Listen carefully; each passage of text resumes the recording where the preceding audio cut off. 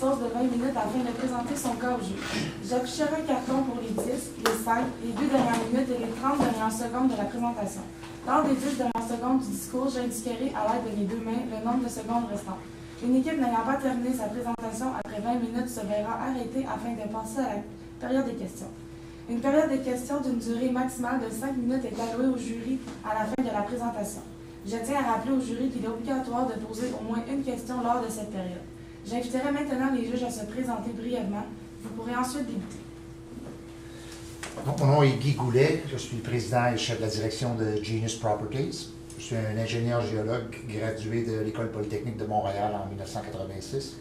Donc, ça fait 30 ans que je suis président et CEO de compagnies juniors listées dans la bourse de Toronto. Bonjour, mon nom est Victoria Smagnoto, je suis directrice rayonnement et internationalisation pour Ecotech Québec, qui est la grappe des technologies propres du Québec. My name is John Booth.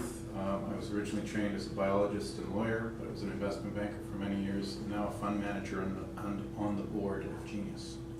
Merci. Merci. So Peru is a vibrant and really strong country with a very authentic culture.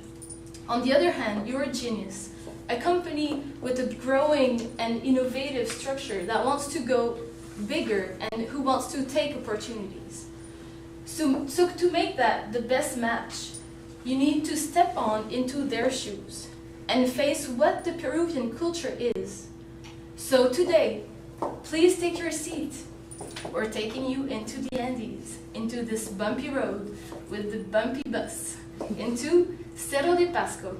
So we're taking you there to find the best solution for you today.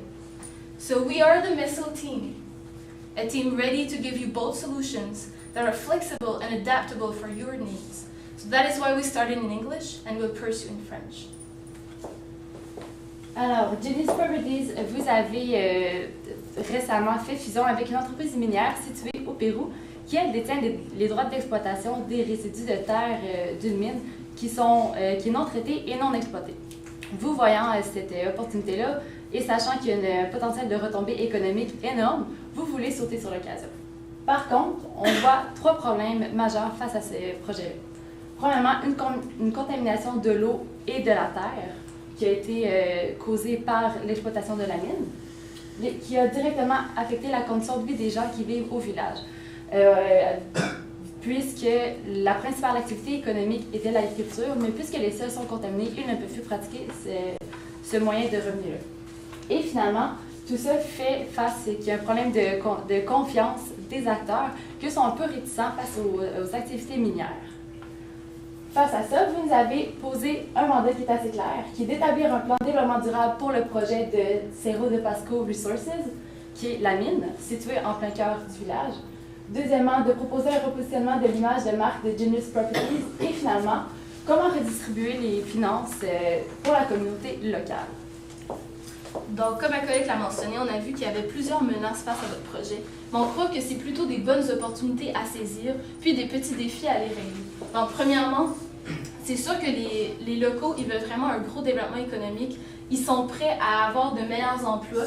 Puis c'est sûr que c'est un défi de la résistance des populations locales versus ce projet-là. Donc, c'est un défi à aller combler. Mais eux, ils veulent vraiment un développement économique de leur côté. De plus, une opportunité est l'image de M. Goulet ici présent face à cette industrie. Donc, c'est vraiment, vous êtes vraiment en fait quelqu'un de vraiment bien placé par rapport à eux. Ils veulent vraiment vous avoir, c'est eux qui ont été vous chercher par rapport à vos investissements, par rapport à H2O Innovation, par exemple. Et de plus, le défi, c'est de vraiment aller répondre efficacement aux parties prenantes, puisque eux, ils s'attendent à un bon retour sur ce défi-là. Par rapport à la notoriété médiatique, c'est vraiment une opportunité à les saisir puisque ça a vraiment été un côté médiatique assez mitigé de ce côté-là. Ça n'a pas été nécessairement positif dans le futur. Donc, pour vous, c'est une opportunité à aller chercher afin de redorer cette image-là puis de faire de vous vraiment comme le leader de cette réalisation-là. Donc, le défi, c'est de relever ce défi-là puis de prendre les risques nécessaires, mais de vraiment bien considérer cette gestion de risque-là. Ensuite, c'est important vraiment d'aller tisser des liens avec la culture locale. C'est une opportunité pour vous d'aller voir qu'est-ce qu'eux ils font, qu'est-ce qu'eux ils veulent, Puis les défis ici, c'est aussi d'aller avoir cette proximité-là avec les communautés locales, puis d'entretenir des bonnes relations avec les instances gouvernementales du Pérou, par exemple, qu'on va détailler un peu plus loin. Donc ici, la culture péruvienne, c'est quelque chose à prendre en considération, comme on l'a vu un peu plus tôt. Donc, on parle ici d'un monde qui est basé sur une économie locale, une économie d'agriculture. Ils veulent vraiment aller chercher ce côté-là. Ils ont des infrastructures, des installations qui sont un peu moins modernes comparées au Canada, mais c'est quelque chose à mettre en avant. Puis la population est peu encline au changement. C'est certain qu'il faut aller les prendre avec des pincettes, vraiment aller chercher qu'est-ce qu'eux ils veulent, qu'est-ce qui est leur retour à eux. Puis, après avoir passé 3 mois au Pérou, dans les Andes, j'ai vu que pour eux, c'est le rêve américain. C'est vraiment d'avoir de l'argent, puis d'aller un peu plus haut. Donc, eux, ils veulent vraiment des emplois. Ils veulent avoir des emplois sur le terrain, pour eux, adaptés pour eux. Donc, on voit aussi l'attachement familial. Donc, ils sont vraiment tissés serrés. Ils aiment avoir des relations, ils aiment la bouffe, etc.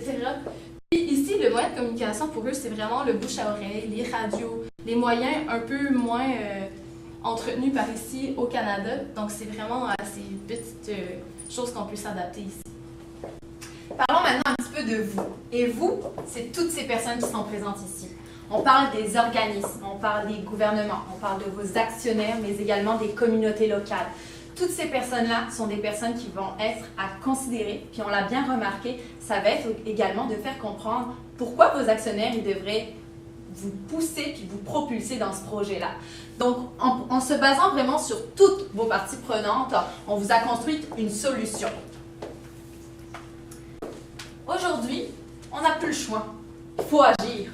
On se retrouve face à un mur, les terres sont complètement contaminées, puis on n'a plus le choix que de devoir déplacer cette population locale-là pour pouvoir rendre à nouveau ces terres fertiles.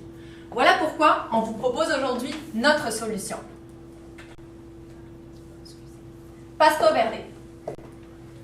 On sort du bus, on arrive au Pérou, on met pied sur terre et on voit à nouveau un nouveau village, une nouvelle ville, une éco-ville pour être réaliste. Une ville construite à base de produits recyclés, une ville où la communauté, il fait bon y vivre. La maman est encore en train de tricoter avec de la laine de lima. On est encore en train, on voit encore la musique, on entend les gens, la communauté est heureuse. Puis ça, comment on va le faire? On en vient directement au fait. Le concept, on vous propose un plan sur du court terme, moyen terme, long terme, pour vous aiguiller le mieux possible, puis pour pouvoir vous structurer comme il se doit. Au niveau du court terme, on va commencer par un repositionnement de votre image. On va également parler plus de la communication, puis au niveau des médias, des parties prenantes, donc vraiment avoir une bonne transition entre toutes ces personnes-là. Au niveau du moyen terme, on va bien sûr parler de la création directement de Pasto Verde, qui va être donc une éco-ville typiquement péruvienne. On ne veut pas leur inclure de la modernité, ce n'est pas ça qu'ils ne recherchent tout de suite. Ils veulent se sentir chez eux, puis on va respecter leurs convictions. On va également parler de la redistribution des dividendes. Et finalement, à long terme, on va vous proposer un programme de la protection de l'environnement pour vraiment permettre cette fois-ci une économie viable et durable. Donc, tout d'abord, le court terme, ça va se passer sur une durée d'1 an. Donc, la première étape, c'est vraiment vous voulez aller vous installer dans les anciennes installations de Volcan, l'ancienne compagnie qui était là auparavant puis qui exploitait la mine. Donc, premièrement, c'est évidemment d'aller s'installer là, mais vraiment d'améliorer les infrastructures pour le mettre à la fine pointe de qu'est-ce qui se fait actuellement. D'aller chercher vraiment les meilleurs processus de traitement des eaux, par exemple. Aller chercher vraiment les meilleures installations possibles, les meilleurs matériaux. Donc ici, c'est certain qu'il faut aller chercher le 3R. Donc la réduction, réutilisation, recyclage de l'eau, comme vous le faites présentement avec un de vos projets, avec H2O Innovation. Puis ici, aller chercher des matériaux durables pour la filtration, entre autres pour le dry stock. Donc ici, c'est vraiment aller chercher les matériaux les plus durables, puisqu'on sait que c'est vraiment une grosse source de dépenses de la part des mines, puis d'aller vraiment chercher les meilleurs matériaux pour vous. Donc, c'est certain qu'il faut aussi aller faire le début des opérations, commencer dès maintenant, dès que vous pouvez, puis aller chercher la main-d'œuvre locale qui est déjà là, qui avait déjà travaillé auparavant dans la ville, et puis qui est prête à travailler, qui a déjà les compétences nécessaires avant de passer à la transition. Donc, premièrement, avant de mettre ce projet en œuvre, c'est vraiment important d'avoir une excellente communication, une excellente gestion des risques, puisqu'on sait que les médias auparavant, ils ont vraiment été très critiques à votre égard. Pas à votre égard, mais à l'égard de Cerro de Pasco, par exemple. Donc, ici, c'est important de, premièrement, aller faire la négociation avec les gouvernements, avec les instances, avec la société minière Cerro de Pasco Resources, par exemple. Donc, vraiment, aller chercher leur avis à eux, d'aller chercher leurs convictions, qu'est-ce qui les attire à embarquer dans votre projet. Donc, par exemple, on a vu que ce dry stock-là, il y a un potentiel énorme. Donc, on parle ici de milliards de dollars, 43 millions de dollars qui est possible avec le dry stock actuel, qui est potentiel pour aller développer économiquement. Donc, ici, c'est certain que c'est des négociations qu'il ne faut pas trop laisser. Il faut être quand même sérieux. Il faut leur dire qu'ils embarquent avec nous, puis nous, on va aller chercher l'argent de ce projet-là en déplaçant vraiment, puisque c'est la seule chose à faire, comme Megan l'a dit. Donc, ensuite, pour le rassemblement, pour le point de presse, pour annoncer cette nouvelle-là, il faut les communications, il faut les médias sur place, la culture locale, pas nécessairement aller faire ça grandiose dans un truc super moderne. Il faut vraiment aller chercher dans leur centre communautaire, au centre de la ville, aller faire ça pour aller les rejoindre eux. Donc, c'est comme ça qu'on va aller chercher la culture locale, puisqu'on sait que déjà 90% des gens veulent bouger s'ils ont un garantissement d'avoir un emploi. Donc, on va aller chercher ça un peu plus loin. Puis, étant donné que c'est la culture péruvienne, on veut avoir des traducteurs sur place pour parler, pour expliquer le projet, parler en même temps aux médias qui vont être là, qui vont comprendre exactement qu'est-ce qu'on veut leur dire. Puis, c'est ça, les médias. Puis ensuite, on va aller vous parler d'un petit positionnement avec votre image, avec le 3D un peu plus loin. Donc, ensuite, c'est important de former ces gens-là, puisqu'on veut qu'ils travaillent avec nous. On veut qu'ils travaillent dans votre mine. Puis c'est important d'aller les former, puisqu'on sait qu'il y avait eu des problèmes à ce niveau-là, qu'ils n'étaient pas formés pour les trucs plus modernes. Donc ici, ça serait important d'aller faire un partenariat avec l'Université nationale, comme vous prévoyez de le faire. Donc d'aller faire un partenariat pour inciter les gens à aller se former dans cette université-là, aller chercher les gens de la communauté de Cerro de Pasco pour aller les former, puis ensuite travailler avec vous. Donc c'est sûr que ça serait intéressant que dans tout ce projet-là, vous assuriez les frais de scolarité en partenariat avec le gouvernement, avec l'École nationale. Donc, de vraiment faire de ça un truc collaboratif, que ça ne soit pas seulement vous au centre de tout ça. Puis, évidemment, il faut les informer sur la réalité environnementale. Pourquoi on veut qu'ils bougent? On sait que le sol est contaminé. On sait que les métaux lourds, le plomb, c'est hyper volatile. On sait que le dry stock, en ce moment, la membrane, n'est pas efficace. Donc, ça s'en va partout. Les enfants jouent dans la terre, ça les contamine. Donc, c'est hyper important. Il faut qu'ils bougent. C'est la seule solution possible. Donc, c'est pour ça qu'on veut les informer à ce niveau-là. Sur un moyen terme, maintenant, on va vous présenter, donc sur un horizon de 1 à 5 ans, le projet, donc directement Pasco Verde. Qu'est-ce qu'on veut, en fait? On veut créer, donc, une ville, vous l'avez bien compris, pour ces gens-là. On veut vraiment leur créer un univers où ils vont être bien. Donc, ce qu'on va faire, c'est qu'on va vraiment proposer à ces habitants-là d'aller directement dans une nouvelle ville qui va être adaptée à leur culture, leurs convictions, leurs croyances. Donc, on a une optique de durable. On veut que cette nouvelle ville, ce ne soit pas seulement temporaire. On veut que ce soit sur du long terme, qu'ils s'y sentent bien, qu'ils s'y sentent chez eux. On veut également que ce soit confortable. Donc, on va mettre en place une isolation. On n'ira pas chercher du haut de gamme ou des choses qui vont être très coûteuses comme on aurait peut-être plus tendance à le faire au Canada. C'est pas ça qu'ils cherchent. Ils ont déjà l'habitude de vivre en montagne. Ils ont déjà l'habitude d'être dans des milieux qui sont un petit peu plus froids le soir puis qui va toucher jusqu'à les 0 degrés. Donc, c'est vraiment juste d'aller leur proposer, par contre, si déjà à être gagnant puis d'avoir une bonne isolation au niveau de leur maison. Ensuite de ça, on veut que ce soit accessible. Donc, on choisirait vraiment une ville qui serait vraiment pas très loin, qu'ils auraient la possibilité d'avoir accès directement à leur emploi. On remarque également qu'avec le nouveau centre où vous allez justement mettre les différents résidus, qui se situent à peu près à 1,5 km, on va pouvoir trouver d'autres lieux qui vont être approximativement à 2 voire à 3 km de cette zone-là. Donc, ça pourrait permettre également à ce qu'ils aient accès à un travail qui soit proche. On va également mettre en place à l'intérieur des marchés locaux. Au Pérou, l'agriculture est le centre de leur alimentation. Ils fonctionnent, ça leur donne du travail, ça leur donne de la nourriture, ça leur permet de faire grandir leurs enfants, c'est santé, c'est bio, ils aiment le concept des agriculteurs. Puis, il faut absolument le maintenir. Donc, tout simplement, on va mettre en place des structures, des marchés locaux, où les gens auront à portée de main, vraiment pas trop loin. Donc, on va encourager les agriculteurs locaux à continuer à produire pour leur communauté, puis les communautés vont avoir accès beaucoup plus facilement, mais très proche, directement aux aliments. Pourquoi? Bien sûr, comme on l'a dit, on l'a mentionné à plusieurs reprises, notamment à cause de la décontamination des terres. Pour pouvoir décontaminer comme il faut, vraiment proprement, on n'a pas le choix de devoir déplacer cette population-là. On veut également, bien sûr, maintenir la santé de la population, savoir que nos petits-enfants qui jouent dehors vont tomber malades, personne ne le souhaite, puis on peut le souhaiter à personne. Donc, c'est vraiment important d'avoir ce côté humain, puis de se dire, on veut le meilleur pour cette population.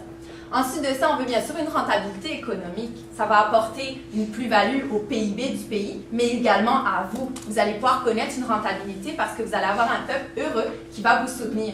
Votre projet, c'est le début du commencement. S'il fonctionne bien, et il va bien fonctionner, vous allez pouvoir l'exporter dans d'autres pays, puis directement aller chercher d'autres populations à d'autres endroits. Donc, c'est vraiment, il faut voir ça comme une première étape, mais c'est le début du commencement, encore une fois, je le redis. Comment? On va récupérer les matériaux. Donc, la première phase, Sophia va vous en parler un petit peu plus tard. La première phase, ça va être vraiment des maisons, on va le faire par périphérie. Puis la première périphérie, ça va être des maisons neuves. On n'aura pas le choix puisqu'on n'aura pas la possibilité de prendre de la récupération. Mais toutes les périphéries qui vont en suivre vont être les maisons récupérées. Donc, monsieur, vous sortez de votre maison, dès que vous allez être dans votre nouvelle maison, on va prendre votre ancienne maison, on va la récupérer, puis on va en faire une nouvelle. Donc, on est vraiment sur une économie circulaire. C'est vraiment ce qu'on veut faire comprendre.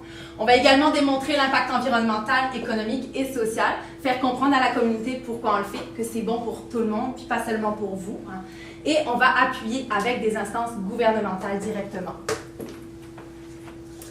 Donc, côté logistique, la ville comptait quand même 70 000 personnes. On ne peut pas faire ça tout d'un coup. On va y aller graduellement. Donc, on va commencer avec un périmètre autour de la mine, puisque c'est ceux-là qui sont les plus urgents à déménager. Donc, comme Megan l'a mentionné, on va construire des maisons avec du nouveau matériel. Et avec les marchés essentiels, comme l'épicerie ou des besoins, juste pour répondre aux besoins de base des premières personnes qui vont s'installer là. Par la suite, il va y avoir, au fur et à mesure que la communauté déménage, leur maison va être recyclée pour en construire davantage. Et graduellement, il va se faire un déménagement de la communauté.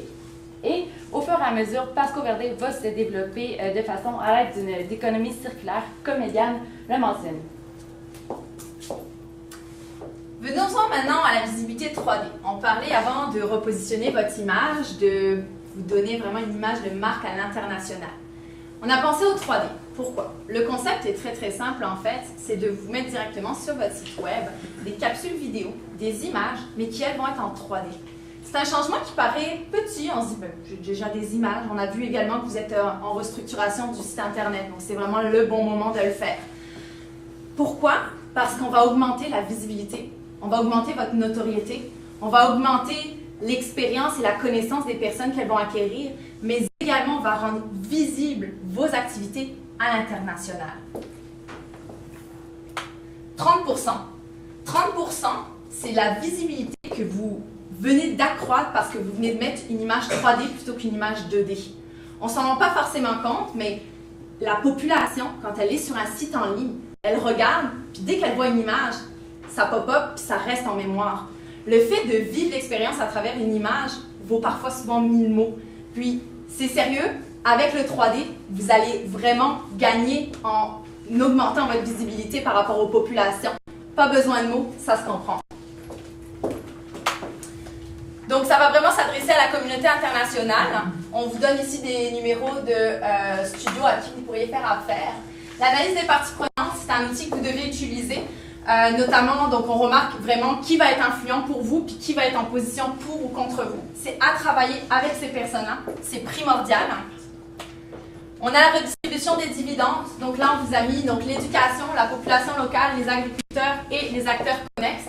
On vous déconseille de donner au gouvernement directement péruvien parce qu'il y a beaucoup de corruption. Donc, c'est vraiment à prendre en considération. Au niveau du long terme, on vous propose un programme de protection. Donc, c'est vraiment de faire la protection de l'environnement de Cerro Pasco. Donc là, on parle vraiment de donner des terres directement aux agriculteurs pour leur permettre en fait d'acquérir les terres et de continuer à donner de la biodiversité, de la faune et de la fleur. Par manque de temps, on va passer directement à la conclusion. Pour l'implantation, on en reviendra en période de questions si jamais. Aujourd'hui, 90% des villes de la ville de Cerro Pasco est prêt à déménager. Ils sont prêts à changer de lieu. C'est énorme. La question qui nous vient en tête, c'est vous, êtes-vous prêt à faire ce saut? Êtes-vous prêt à venir avec votre compagnie, les appuyer et appuyer, propulser votre compagnie? Nous vous remercions et nous sommes maintenant ouverts en période de questions.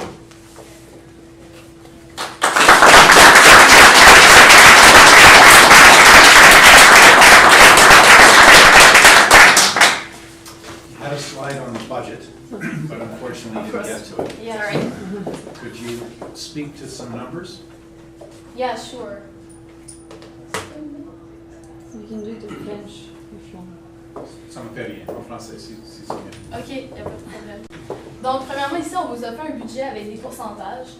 Donc, après, c'est sûr que c'est à détailler d'après le budget, puis c'est sûr que vous n'allez pas être seul dans ce budget-là. C'est vraiment aller chercher le gouvernement, aller chercher les fonds nécessaires, le fonds vert, par exemple, aller chercher les fonds péruviens nécessaires. Donc, premièrement, ici, le 70% du budget est attribué à la construction, à la nouvelle construction de Pasco Verde. Ensuite, le déménagement est un 10% pour aller les transporter. La formation, 9% pour aller vraiment chercher la population, aller les entretenir sur l'environnement. Amélioration des infrastructures dans l'usine actuelle, donc ça représente un autre 10%. Puis la communication, donc le point de presse avec les gens, ça représente 1%. On a le pourcentage, mais c'est quoi les chiffres? Oui, en fait, on sait que ça revient à 43 millions, qu'est-ce que vous pouvez aller chercher avec tout ça. Donc ici, pour la construction totale de tout ça, c'est sûr que ça représente un 10 millions de dollars. Ensuite, on cherche le déménagement, la formation. Le tout représente un budget total de 20 millions. Donc, ton total c'est 20 millions. Le total incluant... Mais ton déménagement, as-tu compté ton déménagement ou? Le déménagement serait ajouté à ça. Donc, premièrement, la construction, le déménagement de plus, puis ajouter toutes les petites La parties. construction, c'est 10 millions? C'est ça que vous avez dit ou je n'ai pas entendu? En fait, c'est sûr que les chiffres en ce moment, on ne connaît pas vos budgets actuels, on ne connaît pas les données actuelles. C'est certain qu'avec le budget de vos mines exactement, on va pouvoir aller vous aider un peu plus loin. Mais en ce moment, c'est ce qu'on peut vous donner. Peux-tu poser une question difficile? Oui. Savez-vous pourquoi ils ont fermé la mine en 2013? Difficile, hein? C'est pas à cause qu'il y avait plus de minerais. Il y a beaucoup de minerais. Ça a été longtemps une des plus grosses mines du Pérou, la première mine du Pérou. Okay? Si tu prends une photo satellite, tu vas voir que toutes les maisons sont rendues à proximité du pit. Okay? Et dans l'équation, il y a besoin de beaucoup de fonds pour déplacer ces gens-là. Là. Ça prend... c'est fantastique, l'idée est belle. Pasco Verde, avec la même mentalité, garder ça péruvien, c'est bien pensé. Mais dans l'équation, il va manquer de fonds peut-être à quelque part. Parce que dites-vous, nous, qu'est-ce qu'on va faire? Vous avez vu le stockpile, la masse de résidus. Donc, il y a 4, juste pour préciser les chiffres, là, il y a 4 milliards de dollars de métal dans ça. Ça donne une NPV de 566 millions. Donc, vous avez vu dans la présentation, il y a le moulin aussi. Il fait 13 000 tonnes jour. Donc, eux, qu'est-ce qu'ils faisaient? Ils sortaient de là, du pit, 20 000 tonnes par jour. Puis, ils envoyaient au moulin les 13 meilleures 1000 tonnes. Puis ensuite de ça, c'était un peu plus low grade dans le tas, dans le stockpile. Donc, nous, on va reprocesser le stockpile. Mais il va falloir mettre dans l'équation que tout ce déplacement-là, l'idée est vraiment bonne, là. Mais pourquoi ça a arrêté? C'est peut-être parce que dans l'équation, il manquait de fonds pour déplacer ces gens-là. C'est pour ça que la mine a arrêté. C'est pas par manque de minerais. Si je Mais- peux me permettre, Ben oui. on en est 100% conscient que notre idée aujourd'hui est plus qu'audacieuse puis qu'elle dépasse fortement parfois les attentes. Puis on n'est pas capable aujourd'hui de mettre un coût exact sur ce que vous nous demandez. Puis c'est vrai que c'est à tort malheureusement qu'on devrait pouvoir le faire normalement. Après, nous, la conviction qu'on a, c'est pour ça qu'on l'a structuré sous forme de périphérique. Parce que justement, on pense qu'en le faisant par périphérique, par vague, on ne va pas avoir ce budget-là à sortir une fois pour 70 000 personnes, mais ça va être par exemple à coût de 5 000, 10 000 personnes, avoir la capacité qu'on serait capable et en mesure de faire bien sûr. Mais donc c'est vraiment pour ça qu'on voulait en compter vraiment sur le côté périphérique pour pouvoir le faire à moindre coût puis le diviser sur nombre d'années. Je m'attendais pas à ce que tu me donnes le chiffre Non. en 3 heures. C'est une bonne réponse. L'agriculture, vous avez dit que du coup on aimerait qu'on leur réoffre l'opportunité de faire croître leur propre nourriture. Oui. Mais du coup, ça aussi, c'est à 1,5 km de là où ils sont déjà. Le sol, il va être autant que contaminé que... Non, en fait, ça serait vraiment d'utiliser les différentes agricultures on va les relocaliser dans cette nouvelle ville. Tout autour, il va y avoir des agriculteurs. Le Pérou est vraiment fait sur montagne, puis tout autour, il y a vraiment des agriculteurs qui font de l'agriculture, excusez. Puis, c'est vraiment donc d'utiliser dans un premier temps, eux vont pouvoir continuer à utiliser les agriculteurs qui sont tout autour de chez eux, donc qui ne sont pas à 1,5 km, mais qui sont vraiment plus loin.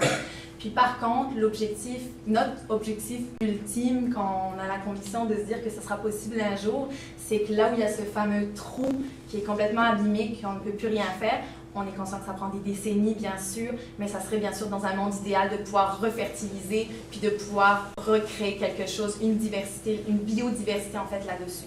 Ça serait ça un petit peu notre idée. What crops do you suggest they grow at that altitude? Par exemple, il y a beaucoup de laitue, parce que j'ai vécu dans un petit village au Pérou. Il y a de la laitue qui pousse, il y a des patates aussi. Donc c'est vraiment, il y a des asperges. Donc tout ça, c'est vraiment une production qui va aller à l'international.